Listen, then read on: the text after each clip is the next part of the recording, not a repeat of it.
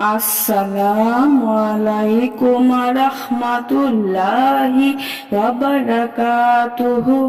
সুপ্রিয় সম্মানিত দর্শক ও শ্রোতা, আশা করি মহান রব্বুল আলামিনের দয়ায় আপনারা সকলেই ভালো আছেন। সুপ্রিয় সম্মানিত দর্শক ও শ্রোতা, আজকে হযরত আবু বকর রাদিয়াল্লাহু তাআলা আনহু থেকে একটি ঘটনা বর্ণনা করব।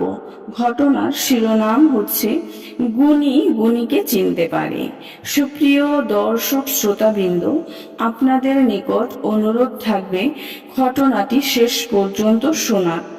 একদিনের ঘটনা। রাসূল সাল্লাল্লাহু আলাইহি ওয়াসাল্লাম সাহাবীদের নিয়ে এমন ভাবে বসে আছেন যেভাবে হাতের চুড়ি হাতের কবজিকে ঘিরে রাখে।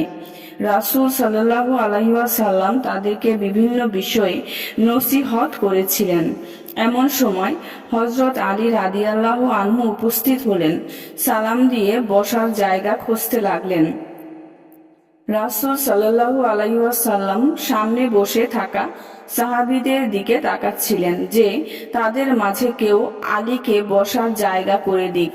ওই মজলিসে হযরত আবু বকর রাদিয়াল্লাহু আনহু বসা ছিলেন। তিনি বসেছিলেন রাসূলের ডান দিকে। রাসূলের মনোভাব বুঝতে পেরে তিনি হযরত আলী রাদিয়াল্লাহু আনহুকে উদ্দেশ্য করে বললেন, এসো আবুল হাসান, এখানে বসো। হযরত আলী রাদিয়াল্লাহু আনহু রাসূল সাল্লাল্লাহু আলাইহি ওয়াসাল্লাম ও আবু বকর রাদিয়াল্লাহু আনহুর মাঝে এসে বসে পড়লেন। রাসূল সাল্লাল্লাহু আলাইহি ওয়াসাল্লাম মুচকি হাসলেন। তিনি খুব খুশি হলেন। তার চেহারায় খুশির আভা ফুটে উঠল।